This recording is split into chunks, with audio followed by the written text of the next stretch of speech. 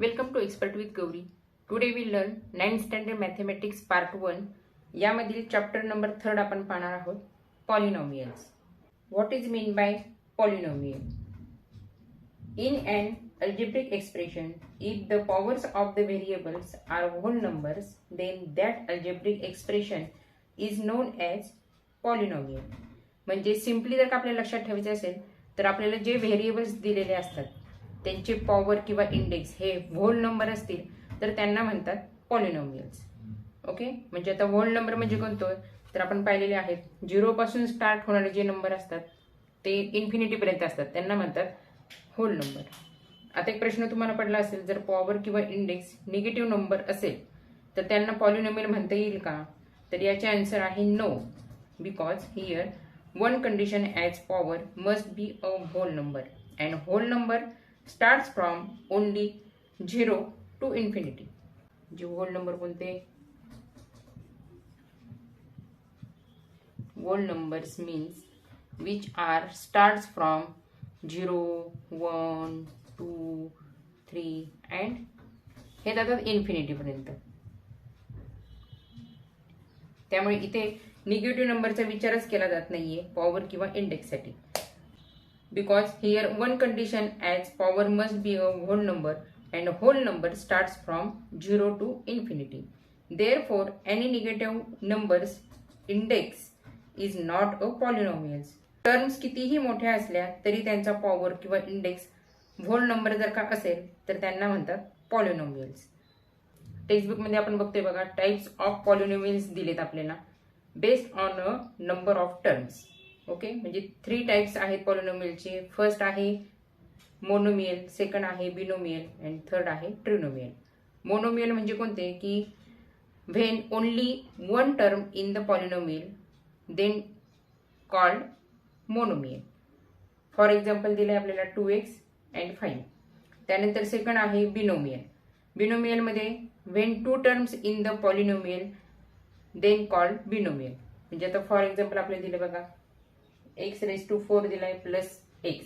इथे 2 टर्म आलेले आहेत, x4 अँड x. इथे 2 टर्म आले त्याच्यामुळे त्याला म्हणतात बिनोमियल. त्याच्यानंतर सेकंड एक्झाम्पल मध्ये पण बघा, m² - 3m. इथे सुद्धा 2 टर्म आलेत म्हणून याला म्हणतात बिनोमियल. त्यानंतर थर्ड आहे trinomial. When 3 terms in the polynomial then called trinomial. For example इथं बघा वरती दिले, प्रत्येक ह्याच्यामध्ये 3 टर्म दिलेले आहेत. 1/2 y² - 2y + 5. म्हणजे इथे 3 टर्म आल्या. त्यानंतर सेकंड एक्झाम्पल मध्ये पण बघा, x⁻³ दिलाय -√3x² आणि प्लस 5x. त्याच्यामुळे या टर्मला सुद्धा म्हणता येईल ट्रिनोमियल. वरील नोट्स आहेत पॉलिनोमियल्स असणाऱ्यांची. आता सिंपल मध्ये पॉलिनोमियल नसणारे एक्झाम्पल आपण पाहूया, म्हणजे हा चॅप्टर व्यवस्थित तुम्हाला अंडरस्टँडिंग होईल. त्यासाठी 4 कंडिशन आहे. फर्स्ट कंडिशन आहे, जर का पॉवर किंवा इंडेक्स निगेटिव्ह असेल तर ते असतात नॉन पॉलिनोमियल. ओके, मग एक्झाम्पलसाठी x हा व्हेरिएबल घेऊया आपण आणि त्याचा जर का पॉवर निगेटिव्ह असेल, आता इथे मी -5 घेतलाय, तर हा जो आहे एक्सप्रेशन तर त्याला म्हणतात नॉन पॉलिनोमियल. ओके, त्यानंतर सेकंड एक्झाम्पलमध्ये ज्यांचा पॉवर किंवा इंडेक्स रूट असेल तर ते सुद्धा नॉन पॉलिनोमियल असतात. ओके, म्हणजे रूट म्हणजेच काय, आता x हा व्हेरिएबल घेऊ आपण आणि √5 असं जर का एक्झाम्पल असेल तर त्याला सुद्धा म्हणतात नॉन पॉलिनोमियल. ओके, मग रूटमध्ये कोणतीही संख्या असू शकते. सपोज इथं रूटमध्ये 2 घेतला आपण तरी याला सुद्धा म्हणतात नॉन पॉलिनोमियल. त्यानंतर थर्ड कंडिशन जर का अशी असेल की ज्यांचा पॉवर किंवा इंडेक्स फ्रॅक्शन असेल तर ते सुद्धा नॉन पॉलिनोमियल असतात. आता फ्रॅक्शन म्हणजे काय, समजा हा आपण व्हेरिएबल घेतला आणि 1/2 असा जर का त्याचा पॉवर दिलाय तर ह्याला सुद्धा म्हणतात नॉन पॉलिनोमियल. किंवा x आहे आणि 1/5 असं जर का असेल तर त्याला सुद्धा म्हणतात नॉन पॉलिनोमियल.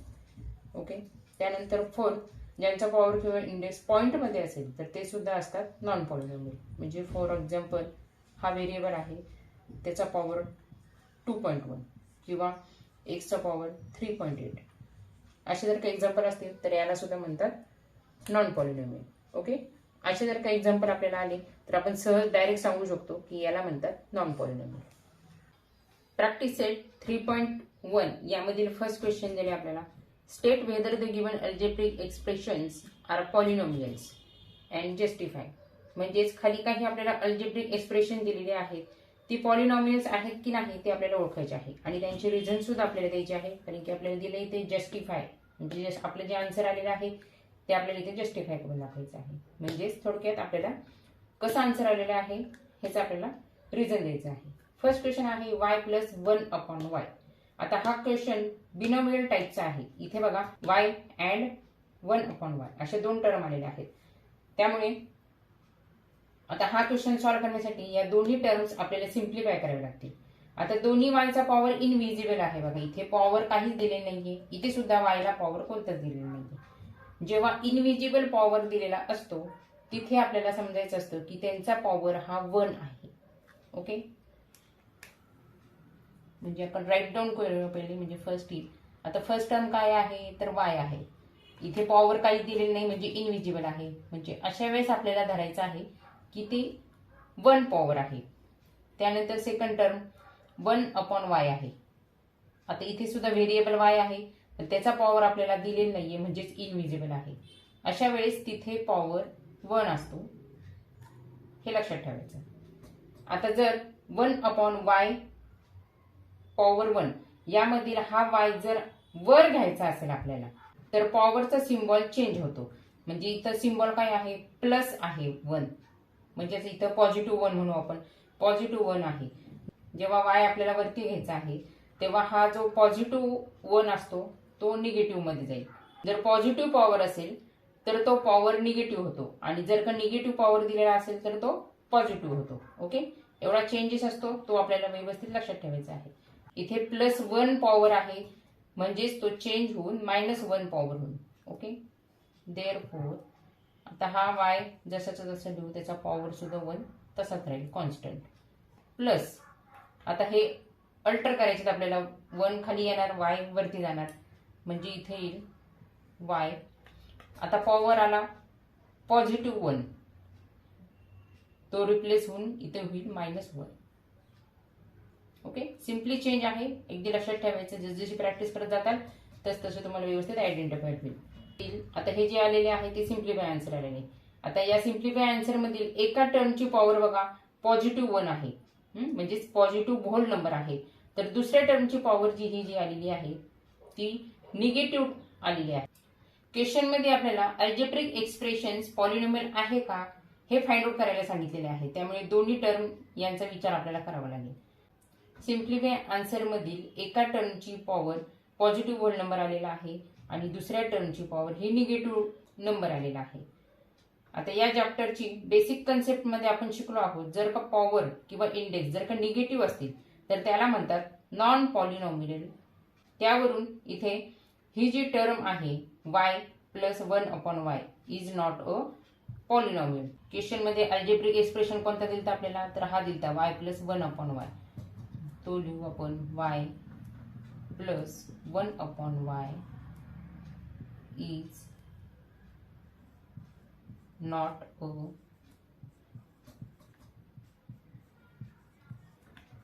पॉलिनॉमियल. आता एवढंच उत्तर लिहून आपल्याला अपेक्षित नाहीये, तर आपल्याला जस्टिफाय आन्सर करायला सांगितलंय. त्याच्यामुळे जस्टिफाय मध्ये लिहूया आपण बिकॉज. का बरं पॉलिनॉमियल नाहीये तर त्याचं आपल्याला कारण लिहायचंय.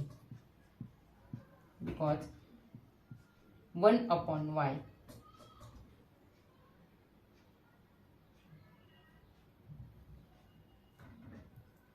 इज इक्वल टू, ह्याचं काय मिळालं आपल्याला तर y आणि पॉवर -1 मिळालेला आहे. The power is not a positive integers.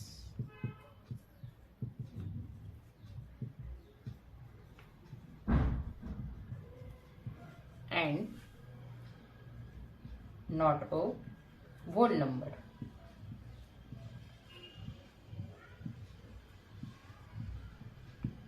म्हणजेच अल्जेब्रिक एक्सप्रेशन यासाठी कंडिशन आपल्याला काय फॉलो करायला पाहिजे तर एक तर तो पॉझिटिव्ह इंटेजर्स पाहिजे आणि प्लस तो होल नंबर सुद्धा पाहिजे. या जर का दोन कंडिशन फॉलो करत असेल आपलं एक्सप्रेशन तरच त्याला म्हणता येईल पॉलिनॉमियल, नाहीतर मग त्याला म्हणावं लागेल नॉट अ पॉलिनॉमियल. त्याच्यामुळे फर्स्ट क्वेश्चनचा आन्सर आले आपल्याला y plus 1/y is not a polynomial.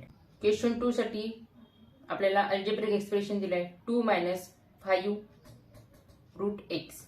आता हा पॉलिनॉमियल आहे की नाही हे आपल्याला फाइंड आउट करायचं आहे. त्यासाठी आता आन्सर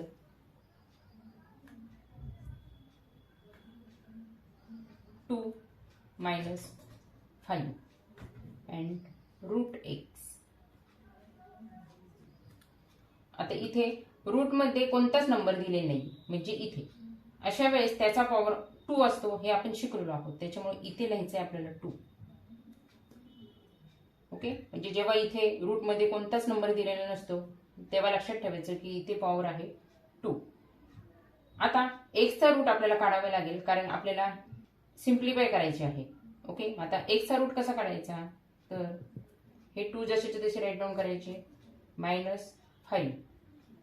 त्याच्यानंतर रिमेनिंग काय राहिलं आता 2 रूट एक्स. आता आपल्याला हे सिम्प्लिफाय करायचं आहे त्याच्यामुळे हा जो रूट आहे तो आपल्याला काढून टाकावा लागेल. आता हा रूट काढताना हा एक्स जो आहे तो आपल्याला जसाचा तसा लिहायचा आहे आणि रूट 2 मधील हा नंबर जो आहे तो येईल 1/2. आता 1/2 हा तर पॉवर होल नंबर नाहीये, त्याच्यामुळे लगेच आपल्याला आयडेंटिफाय होते की therefore 2 minus 5 root x is not polynomial.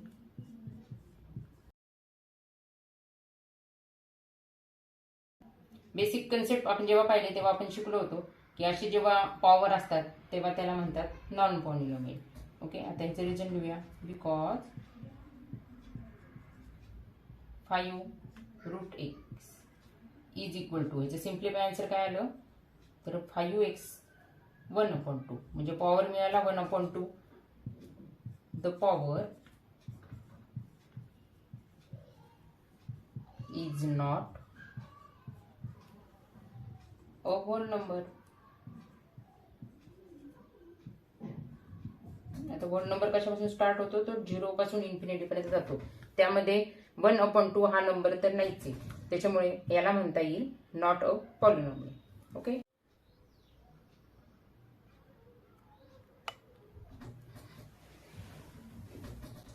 Question 3 दिलाय आपल्याला x² प्लस 7x प्लस 9. आता इथे ट्रिनॉमिनल टाईपचा क्वेश्चन दिलेला आहे बघा, कारण की 3 टर्म आले इथे 1, 2 अँड 3. आता सिम्प्लिफाय करताना तिन्ही टर्मचा आपल्याला विचार करावा लागेल. आता फर्स्ट पहिली टर्म दिली आपल्याला x² प्लस, त्यानंतर दुसरी टर्म दिली आहे 7x. आता इथे बघा 7x हा नंबर आपल्याला दिलेला आहे पण याचा पॉवर आपल्याला दिलेला नाहीये, म्हणजे तो इनविजिबल आहे. आता जेव्हा इनविजिबल पॉवर असतो तेव्हा लक्षात ठेवायचं की तिथे पॉवर आहे 1. ओके, त्याच्यामुळे 7x पॉवर 1 प्लस, आता इथे थर्ड टर्म दिली आपल्याला फक्त 9 दिली. आता 9 असा नंबर दिलेला आहे की त्याला व्हेरिएबल नाहीये. अशा वेळेस आपण काय करायचं की व्हेरिएबल बघायचे, ह्याच्यामध्ये कोणता यूज केला आहे एक्स, दुसऱ्या टर्म मध्ये सुद्धा कोणता यूज केला आहे एक्स, तर तोच व्हेरिएबल आपल्याला घ्यायचा आणि त्याचा पॉवर मात्र 0 घ्यायचा. ओके, कारण की फक्त आपल्याला फक्त नंबर दिलेला आहे इथं. जेव्हा फक्त नंबर दिलेला असतो तेव्हा रिलेटेड व्हेरिएबल घेऊन त्याचा पॉवर आपल्याला 0 घ्यायचा. ओके, आता इथे तिन्ही टर्मचे पॉवर आपल्याला माहिती झालेले आहेत. फर्स्ट टर्मचे 2 आहे, त्यानंतर सेकंड टर्मला पॉवर आहे 1 आणि थर्ड टर्मला पॉवर आहे 0. म्हणजे 2, 1, 0 असे 3 पॉवर आपल्याला मिळालेले आहेत. आता तिन्ही टर्मचे जे पॉवर जर का पाहिले तर तिन्ही पॉवर्स हे पॉझिटिव्ह आहेत आणि होल नंबर आहेत. ओके, त्यामुळे याला म्हणता येईल दिस इज द पॉलिनॉमियल. त्याच्यामुळे therefore x² plus 7x plus 9 is the polynomial.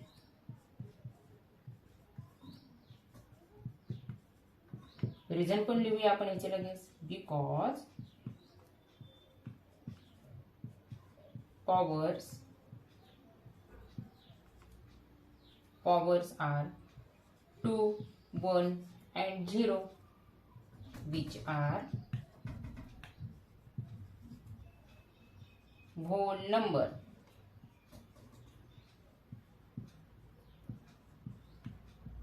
Additional word आपण इथे टाकू शकतो and the positive number. Okay, पण नुसतं होल नंबर लिहिलं तरी सुद्धा चालू शकेल. त्याच्यामुळे आन्सर आले आपलं this algebraic expression is the polynomial. Question 4 एकदम इझी दिलेला आहे. आपण हा ओरली सुद्धा सॉल्व्ह करू शकतो. क्वेश्चन 4 आहे 2m आणि याचा इंडेक्स दिलाय -2 प्लस 7m -5. आता मी तुम्हाला म्हटले हा क्वेश्चन आपण ओरली सॉल्व्ह करू शकतो. कशावर ओळखलं हे आपण, कारण की ह्याचा जो पॉवर दिलाय फर्स्ट टर्मचा तो आपल्याला निगेटिव्ह दिलेला आहे.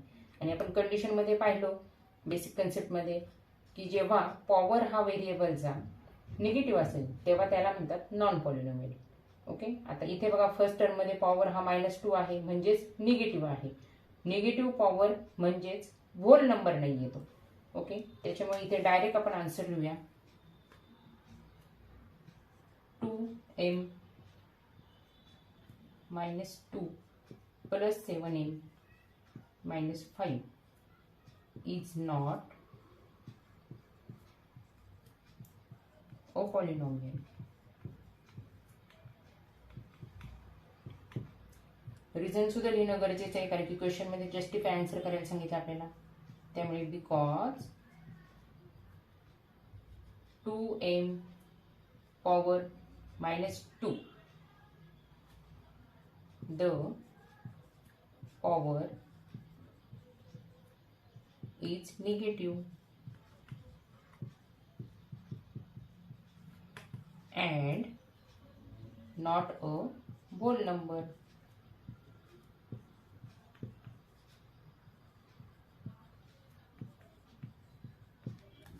क्वेश्चन 5 मध्ये आपल्याला फक्त नंबर दिलेला आहे, व्हेरिएबल दिलेले नाहीये. ओके, नंबर काय दिलाय 10. आता हा नंबर आपल्याला जस्टिफाय करायचा आहे की तो पॉलिनॉमियल आहे का नाही. ओके, मग आता 10 नंबर आलेला आहे नुसता. आता याला काय म्हणतात, तर याला म्हणतात कॉन्स्टंट पॉलिनॉमियल. ओके, म्हणजे constant number can be called as constant polynomial. आता अजून एक पॉलिनॉमियल कोणता असू शकतो कॉन्स्टंट, तर तो आहे 0. 0 इज ऑल्सो कॉन्स्टंट पॉलिनॉमियल. आता इथे फक्त नंबर दिलेला आहे अशा वेळेस याला म्हणतात कॉन्स्टंट पॉलिनॉमियल. म्हणजेच आता सोल्युशनच्या वेळेस आपल्याला असं लिहिता येईल की 10 हा तर कॉन्स्टंट आहे. ओके, मग त्याच्याबरोबरच 0 सुद्धा हा कॉन्स्टंट आहे. सपोज आपण जर का x हा व्हेरिएबल घेतला त्याला सपोर्टेड, तर त्याचा पॉलिनॉमियल 0 म्हणजे पॉवर आपल्याला त्याचा 0 घेता येईल कारण की 0 सुद्धा कॉन्स्टंट आहे आणि 10 सुद्धा कॉन्स्टंट आहे. ओके, म्हणजेच 10x पॉवर 0 असं जर का असेल तेव्हा त्याचा आन्सर सुद्धा 10च होईल. ओके, मग x चा पॉवर 0 म्हणजेच होल नंबर आहे. Therefore 10 is the polynomial. लक्षात आलं तुमचं. आपण इथं व्हेरिएबल घेऊन त्याचा आपण पॉवर का दाखवला, कारण की 10x पॉवर 0 हे जरी आपण घेतलं 10च्या रिप्लेसला तरी सुद्धा त्याचा आन्सर 10च होतं. ओके, त्यामुळे यावरून आपल्याला हे सिद्ध करता येईल की तो पॉलिनॉमियल आहे किंवा नॉन पॉलिनॉमियल आहे. ओके, आता पॉलिनॉमियल दाखवण्यासाठी आपल्याला पॉवर दाखवावा लागतो की तो 0 टू इन्फिनिटी पर्यंत आहे की नाही, म्हणजेच होल नंबर आहे की नाही हे आपल्याला दाखवावं लागतं. त्याच्यामुळे सोल्युशनला सिम्प्लिफाय करताना हे आपल्याला असं घ्यावं लागणार आहे. ओके, आता ह्याचं रिझन लिहूया. Because power is 0 which is the whole number.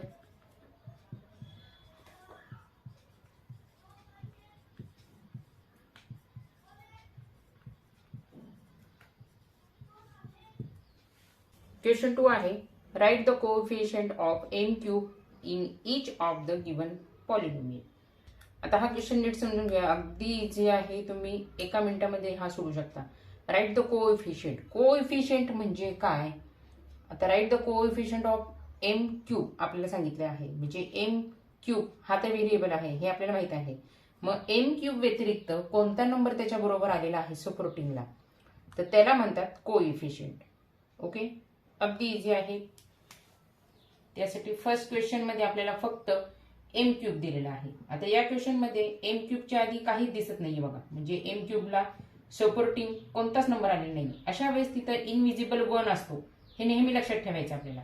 Okay, म्हणजे एम क्यूब म्हणजेच आपण दुसऱ्या पद्धतीने हे कसं लिहू शकतो, तर 1 एम क्यूब. ओके, कारण की एमच्या आधी कोणताच नंबर नाहीये, तिथं इनविजिबल एम असतो, हे लक्षात ठेवायचं आपल्याला काय. मग 1 याला म्हणतात कोइफिशियंट. त्यामुळे therefore coefficient of M cube is equal to, coefficient आहे 1, त्यामुळे आन्सर इज 1. ओके, आता इथं सेकंड क्वेश्चन पण पाहूया आपण. आता हा क्वेश्चन सॉल्व्ह करताना तुम्ही गायगेमध्ये हे सुद्धा आन्सर लिहून टाकताल -3/2. ओके, पण हे अगदी रॉंग होईल, कारण की बघा हा क्वेश्चन जो आलेला आहे तो ट्रिनोमियल टॉपिकचा आलेला आहे, ट्रिनोमियल टाईप पॉलिनोमियलचा आलेला आहे. ओके, म्हणजे ही फर्स्ट टर्म झाली, या फर्स्ट टर्मला कोएफिशियंट धरता येणार नाही. ही सेकंड टर्म आहे, ह्याला सुद्धा कोएफिशियंट नाहीये. आणि क्वेश्चन नीट जर का तुम्ही वाचला तर त्यांनी आपल्याला विचारले write the coefficient of M cube. मग आता फक्त थर्ड टर्म मध्ये आपल्याला एम क्यूब दिलेले आहे. ओके, मग आता याला रिलेटेड असलेला नंबर कोणता आलेला आहे इथे, तर √3 हा नंबर आलेला आहे. म्हणजे आपल्याला कोएफिशियंट मिळालेला आहे √3. इथे सुद्धा काय करताल तुम्ही, डायरेक्ट √3 लिहिताल, पण सिम्बॉल व्यवस्थित लक्षात ठेवायचं. इथं सिम्बॉल कोणता दिलाय, मायनस दिलाय, निगेटिव्ह दिलाय. ओके, त्याच्यामुळे हा सिम्बॉल लिहायला विसरायचं नाहीये. हा सिम्बॉल सुद्धा नीट बघायचा आहे. √3 डायरेक्ट लिहिलं तर 0 मार्क्स मिळतील, पण coefficient of M cube is equal to -√3 असं लिहिलं तर आउट ऑफ मार्क्स मिळतील. ओके, त्यामुळे सिम्बॉलला सुद्धा खूप महत्व आहे. त्याच्यामुळे क्वेश्चन सॉल्व्ह करताना व्यवस्थित काळजीपूर्वक आणि लक्षपूर्वक सोडवायचं आहे. ओके, आता एम क्यूबच्या आधी आला आहे -√3, त्याच्यामुळे इथे आन्सर लिहूया direct coefficient of M cube is equal to -√3. Okay, मी मुद्दाम हा थोडासा लेंथी घेतला आहे क्वेश्चनचं सॉल्व्ह, कारण की बऱ्याच वेळा कन्फ्युजन होतं. आता इथं फर्स्ट टर्म आहे, इथं सेकंड टर्म आहे, इथं थर्ड टर्म आहे, या गोष्टी बऱ्याच वेळा तुमच्या लक्षात येत नाही. त्याच्यामुळे मी इथे क्लिअर कट तुम्हाला समजून सांगितलं. त्यानंतर थर्ड क्वेश्चन सुद्धा इथंच पाहूया आपण. आता इथे सुद्धा इझिली आन्सर आपल्याला मिळेल. आता एम क्यूब, इथे एम क्यूब आहे फर्स्ट टर्मला, सेकंड टर्मला एम स्क्वेअर आहे, थर्ड टर्मला सिंगल एम आहे, आणि फोर्थ टर्मला काही दिलेलं नाहीये व्हेरिएबल. ओके, मग आता एम क्यूबचा रिलेटेड असलेला कोएफिशियंट नंबर कोणता आहे, तर -2/3. त्यामुळे डायरेक्ट आन्सर लिहू coefficient of M cube is equal to -2/3. Next पाहूया. क्वेश्चन 3 आहे write the polynomial in x using the given information. आणि यामधील फर्स्ट क्वेश्चन दिलाय मोनोमियल विथ डिग्री 7. आता इथे डिग्री हा कन्सेप्ट आलाय बघा. मग आता हा क्वेश्चन सॉल्व्ह करण्याआधी what is mean bye degree he concept आपण नीट समजून घेऊया. अगदी थोडक्यात घेऊया समजून, तुम्हाला लगेच समजेल. डिग्रीची डेफिनेशन ही टेक्स्ट बुक मध्ये दिलेली आहे आपल्याला. The highest power of the variable is called the degree of the polynomial. म्हणजेच दिलेल्या अल्जेब्रिक एक्सप्रेशन मध्ये व्हेरिएबलची सर्वात मोठी पॉवर किंवा सर्वात मोठी इंडेक्स जी असेल त्याला म्हणतात डिग्री. आता for example suppose 2x raise to 7 आहे, -5x² आहे, आणि -9 आहे. आता या एक्झाम्पल मध्ये बघा व्हेरिएबल x चा हायेस्ट पॉवर आहे 7, इथे 2 आहे, इथे नाहीये. म्हणजे हायेस्ट पॉवर आहे 7, त्याच्यामुळे degree of the given polynomial is the 7. Okay, म्हणजे लक्षात आलं, जी हायेस्ट पॉवर असेल त्याला म्हणतात डिग्री. आता डिग्रीमध्ये फक्त व्हेरिएबलच्या पॉवरचा विचार करायचा आपल्याला. कोणताही कोएफिशियंट मोठा आहे याचा विचार आपल्याला करायचा नाही. सपोज आपल्याला इथे दिलाय 100x7 आणि इथे दिलाय 200 x 3 असं दिलं असेल तर तुम्ही म्हणताल आता 200 मोठे आहेत, मग आपण डिग्री लिहिताना डायरेक्ट ह्याचा पॉवर मोठा आहे हे दाखवूया, मग इथं तुम्ही 3 लिहिताल तर ह्याला रॉंग म्हणता येईल. फक्त पॉवरचा विचार करायचा आहे. कोएफिशियंट कितीही मोठा असू द्या याचा आपल्याला बिलकुल विचार करायचा नाही. फक्त पॉवर. आता इथे पॉवर 7 सर्वात हायेस्ट आहे, त्याच्यामुळे ह्याचा आन्सर सुद्धा येईल 7 इज द डिग्री. जर मागील प्रश्नाप्रमाणेच कॉन्स्टंट पॉलिनॉमियल दिला, सपोज 10 दिला, तर त्याची डिग्री होईल 10x रेज टू 0, म्हणजे त्याची डिग्री झाली 0. ओके. आता एक्झाम्पल जसे दिले त्याप्रमाणे आपण सोल्युशन पाहत राहूया. आता फर्स्ट क्वेश्चनचा विचार करूया. Monomial with degree 7. आता मोनोमियल म्हणजेच काय, तर फक्त एकच टर्म येईल. टाइप्स ऑफ पॉलिनॉमियल मध्ये आपण पाहिले 3 टाइप्स आहेत पॉलिनॉमियलचे. फर्स्ट आहे मोनोमियल, यामध्ये फक्त एकच टर्म असते. सेकंड आहे बिनोमियल, त्याच्यामध्ये 2 टर्म्स असतात. त्यानंतर ट्रिनोमियल मध्ये 3 टर्म्स असतात. आता इथे कंडिशन दिली आहे मोनोमियल विथ डिग्री 7, म्हणजेच इथे काय कंडिशन फॉलो करावं लागेल आपल्याला. मोनोमियल म्हणजे फक्त एकच टर्म येईल आणि त्याची डिग्री मात्र 7 पाहिजे. त्यामुळे डायरेक्ट आन्सर आपण इथे लिहू शकतो. सपोज व्हेरिएबल आपण एक्स घेऊया, डिग्री आपल्याला दिलेली आहे 7, मग या व्हेरिएबलची डिग्री आपण 7 घेतली, त्याच्यामुळे डायरेक्ट आन्सर मिळाला आपल्याला एक्स रेज टू 7. किंवा व्हेरिएबल एक्स ला आपण कोणताही कोएफिशियंट सुद्धा घेऊ शकतो. ओके. ह्याला 1 नंबर देऊया सेकंड. आता त्यांनी कोएफिशियंट घ्या किंवा नका घेऊ असं काहीच कंडिशन दिली नाही आहे, तरी सुद्धा आपण एक आन्सर तयार करूया. व्हेरिएबल एक्स ला आपण कोणताही कोएफिशियंट घेऊ. आता आन्सर सपोज 5 हा कोएफिशियंट घेतला, पण पुढचं मात्र कॉन्स्टंट राहील व्हेरिएबल आणि त्याचा पॉवर 7. ओके. किंवा 7 घेतला आपण कोएफिशियंट, त्याचा एक्स पॉवर 7.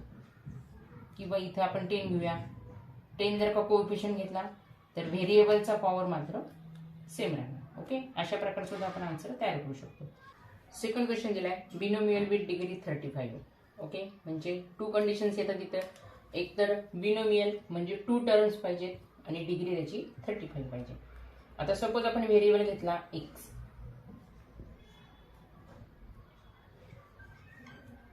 आणि त्याची डिग्री आहे आपल्याला 35.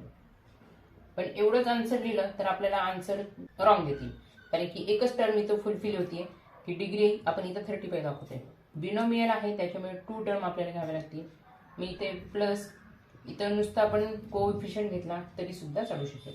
किंवा आता हे 1 आन्सर, हे सेकंड आन्सर. इथं कोएफिशियंट घेतला 25 X raise to 35 plus second टर्मला आपण 10 घेऊया, कोएफिशियंट एक्स पण घेऊ आणि त्याची इंडेक्स पण घेऊया. ओके. मग 7 घेतली. थर्ड आन्सर सुद्धा तयार करू आपण. कोएफिशियंट घेतला 10 x raise to 35 plus x raise to 5. Okay. अशा प्रकारचे आन्सर आपण कितीही काढू शकतो. अशा प्रकारे आन्सर बनतील. फक्त डिग्री त्याची 35 पेक्षा जास्त नको, त्याच्यापेक्षा लहान कोणतीही पॉवर चालतील. ओके. म्हणजे कोएफिशियंट जे आपण ते दुसरे घेतलेले आहेत, म्हणजे फर्स्ट टर्म मध्ये जर का आपण 35 घेतलं तर सेकंड टर्म मध्ये 35 पेक्षा आपल्याला कमी पॉवर दाखवायची आहे. 34 घेतली तरी चालेल, 33 घेतली तरी चालेल, फक्त 35 पेक्षा जास्त नको. कारण की 35 ही काय आहे, आपल्याला डिग्री दिलेली आहे. डिग्री म्हणजे काय, तर हायेस्ट पॉवर. मग हायेस्ट पॉवर आपल्याला 35 पाहिजे. त्यामुळे सेकंड टर्मला आपण जेव्हा पॉवर घेतो तेव्हा ती 35 पेक्षा कमी आली पाहिजे. थर्ड क्वेश्चन आहे ट्रिनोमियल विथ डिग्री 8. म्हणजे इथे 2 कंडिशन काय आहे, एक तर ट्रिनोमियल म्हणजे 3 टर्म्स पाहिजेत आणि डिग्री त्याची 8 पाहिजे. ओके. आन्सर सपोज आता आपण इथे सुद्धा आपण एक्स घेऊया. ओके. आणि त्याची डिग्री आहे 8. आता एवढंच आन्सर लिहून उपयोग नाही, कारण की 3 टर्म्स आपल्याला घ्यावे लागतील ट्रिनोमियल असल्यामुळे. त्याच्यामुळे बाकीचे टर्म कोणतेही घेऊया आपण. 2x² घेतला प्लस 5 घेतला. ओके. हे एक आन्सर झालं. समजा सेकंड आन्सर, ह्याला कोएफिशियंट घेऊया एक्सला आणि डिग्री मात्र त्याची 8 प्लस. आता इथे सिंगल एक्स घेऊया, x cube plus 3x cube किंवा थर्ड 5x, डिग्री घेतली त्याची 8. आता डिग्री आहे म्हणजे हायर इंडेक्स आहे, त्याच्यामुळे बाकीची जी आपण टर्म घेणार आहोत त्याची पॉवर किंवा इंडेक्स ही 8 पेक्षा कमी असणार. Plus 5x raise to 6. Okay, म्हणजे इतर व्हेरिएबल्सला फक्त डिग्री 8 पेक्षा कमी पाहिजे, not more than 8 because given degree is the 8. Question 4, right the degree of the given polynomials. म्हणजे खाली काही पॉलिनोमियल्स दिलेत तर त्याची आपल्याला डिग्री लिहायची आहे. फर्स्ट दिलाय √5. आता इथे आपल्याला फक्त √5 दिलेलं आहे, यामध्ये व्हेरिएबल्स किंवा पॉवर दाखवलेली नाहीये. √5 ही एक कॉन्स्टंट टर्म आहे. कशावरून? तर हे बघा, √5 येण्यासाठी आपल्याला जर का सिम्प्लिफाईड जर का आपण केलं तर √5 मल्टिपल 1 होईल. ओके, आता 1 म्हणजेच काय, तर 1 ही एक्स पॉवर 0 ची व्हॅल्यू आहे. इथे मी ब्रॅकेटमध्ये लिहिते, 1 is the x power 0 value. म्हणजे एक्स पॉवर 0 ची जर का आपण व्हॅल्यू घेतली तर ती 1 येते. ओके, मग आता त्यामुळे देअरफॉर आता एक्स पॉवर 0 आपण रिप्लेस करू शकतो या 1च्या जागी. ओके, म्हणजे इथं आपण कसं लिहू शकू, √5 मल्टिपल 1च्या ऐवजी आपल्याला इथे लिहायचे एक्स पॉवर 0.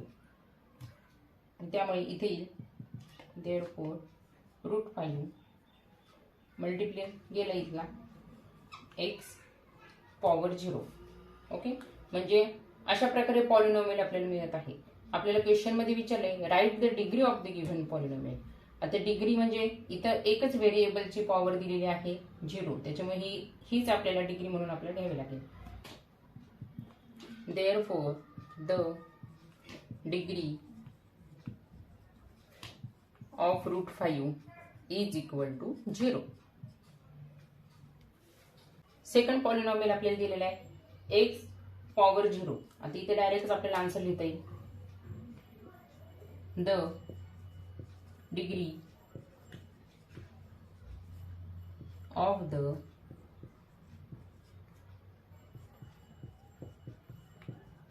पॉलिनोमियल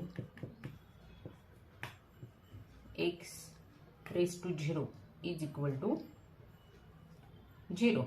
ओके, एकदम सिंपल होतं. त्यानंतर थर्ड क्वेश्चन इथेच पाहूया आपण. थर्ड क्वेश्चन दिलाय x². आता हे सुद्धा ओरलीच आन्सर आपल्याला काढता येईल, the degree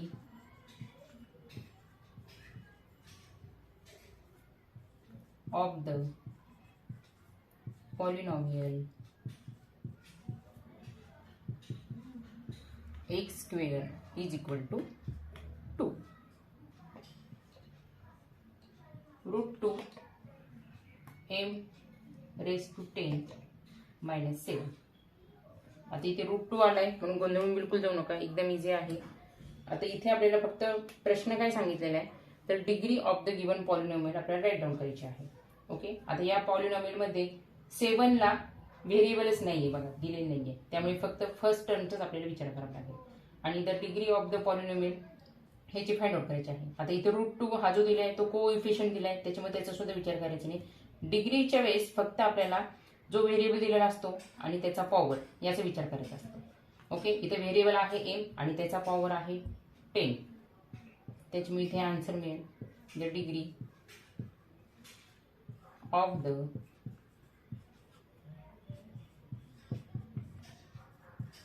polynomial √2 m raise to 10 - 7 is equal to 10. इथे मी ब्रॅकेटमध्ये लिहिते लागलं तर हायेस्ट पॉवर.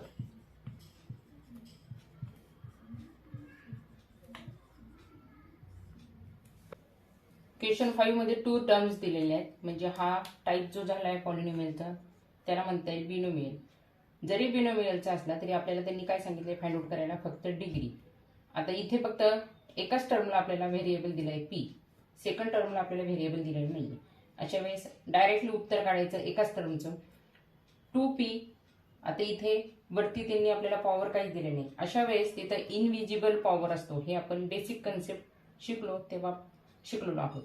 ओके, म्हणजेच इथे काय होतंय, 2p इनविजिबल 1 हा पॉवर येतोय आणि मायनस √7. त्याच्यामुळे इथे डिग्री आपल्याला मिळेल. Therefore the degree of the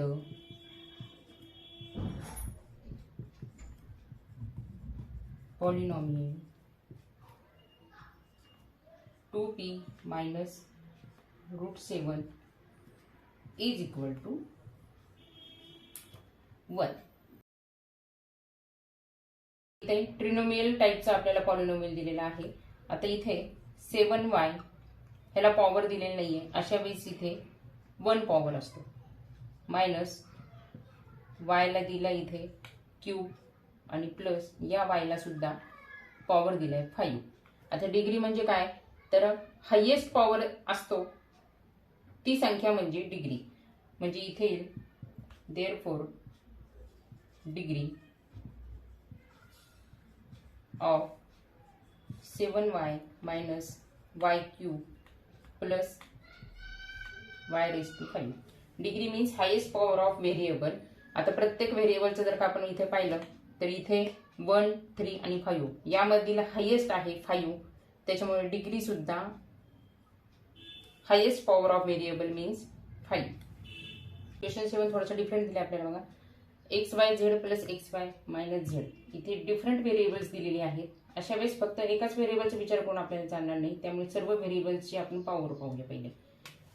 त्यामुळे आन्सर आता XYZ ही फर्स्ट टर्म झाली. ओके, त्यानंतर प्लस XY ही सेकंड टर्म झाली, मायनस Z ही थर्ड टर्म झाली. म्हणजे क्वेश्चन आपल्याला ट्रिनोमियल टाईपचं दिलेलं आहे. प्रत्येक टर्मच्या पॉवर आपण क्लासिफाय करावे लागतील. आता इथे तुम्ही म्हणता एकाही व्हेरिएबलला पॉवर दिली नाहीयेत. ओके, पण अशा वेळेस आपण इनविजिबल पॉवर आहेत असं लक्षात ठेवतो. जेव्हा इनविजिबल पॉवर असतात तेव्हा आपण शिकलो आहोत की त्या व्हेरिएबलची तेव्हा पॉवर असते 1. त्याच्यामुळे इथं एक्सला पॉवर दिलेली नाहीये, त्याच्यामुळे इथे 1 येईल. वायला सुद्धा 1 येईल, झेडचा सुद्धा पॉवर 1 येईल. सेकंड टर्मला सुद्धा तसंच, एक्सचा पॉवर 1 झाला, वायचा पॉवर 1 झाला आणि थर्ड टर्मला सुद्धा झेडचा पॉवर 1 झाला. ओके, म्हणजे आता यावरून काय करता येईल आपल्याला, प्रत्येक टर्मच्या पॉवर आपल्याला क्लासिफाय करावे लागतील. ओके, त्याच्यावरून आपल्याला व्यवस्थित वेल आयडेंटिफाय होईल. मग आता इथे फर्स्ट टर्म, सेकंड टर्म आणि थर्ड टर्म असं घेऊया. ओके, मग आता फर्स्ट टर्म मध्ये काय आहे, 1 + 1 + 1. ओके, एक्सचा पॉवर 1 आहे, प्लस वायचा पॉवर 1 आहे, प्लस झेडचा पॉवर 1. ओके, म्हणजे यांची ऍडिशन घ्यावी लागेल. आणि सेकंड टर्म मध्ये एक्सचा पॉवर 1 दिलाय, प्लस वायचा पॉवर 1 दिलाय आणि थर्ड टर्म मध्ये झेडचा पॉवर फक्त एकच दिलाय 1. मग आता ह्यांची ऍडिशन आपल्याला करावी लागेल. याच्यावरून आपल्याला डिग्री फाइंड आउट करता येईल. मग तिन्ही व्हेरिएबलची पॉवर 1 1 1 आहे. यांची ऍडिशन जर का केली तर इथे 3 होतीये, इथे 2 होतीये, इथे 1 होती. आता इथे then what is the degree हे आपल्याला लक्षात घ्यावं लागेल. Degree means highest power of variable. Here sum of powers of the term XYZ is equal to 3 is the highest. Okay, therefore the degree of the polynomial XYZ plus XY minus Z is equal to 3. एकदम easy आहे. Therefore the degree of the polynomial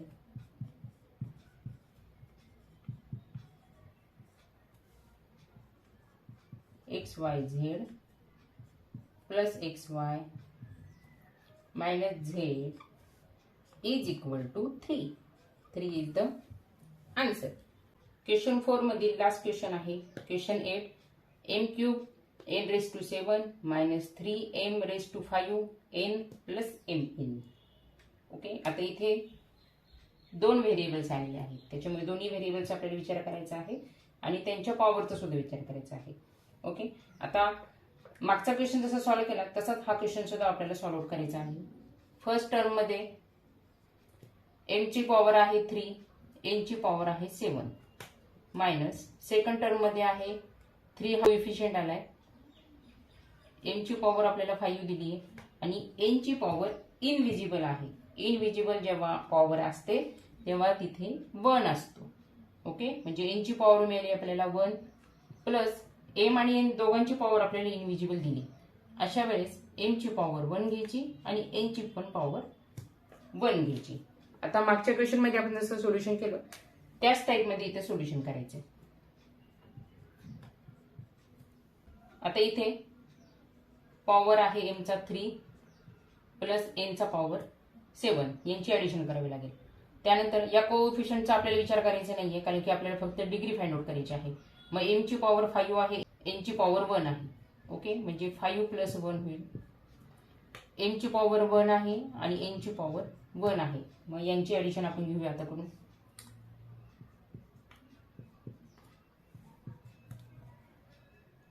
plus 7 is equal to 10, 5 plus 1 is equal to 6 and 1 plus 1 is equal to 2. त्याच्यामुळे highest power आपल्याला मिळाली इथे 10. मग इथे detail मध्ये आपण लिहूया the sum of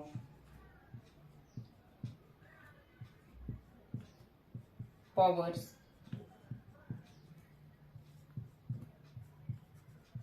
of the term m cube n raised to 7 is 3 plus 7 is equal to 10 is the highest.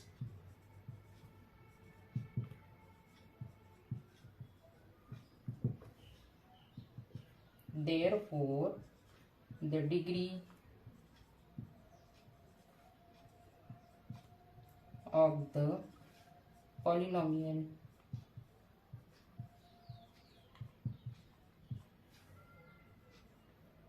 m cube n raised to 7 minus 3 m raised to m n plus mn is equal to 10. Okay student, हा video आपण इथे stop करूया कारण की अजून 5 additional question आहेत, त्याच्यामुळे ते 5 क्वेश्चन सुद्धा या व्हिडिओमध्ये घेतले तर व्हिडिओ आपला खूप मोठा होईल. त्यामुळे हा आपण पार्ट 1 मध्ये घेऊया क्वेश्चन 4 पर्यंत आणि बाकीचे रिमेनिंग जे क्वेश्चन आहेत ते आपण पार्ट 2 मध्ये घेऊया. ओके, त्यामुळे व्हिडिओ आवडला असेल तर लाईक, शेअर आणि चॅनलला सबस्क्राईब करायला विसरू नका.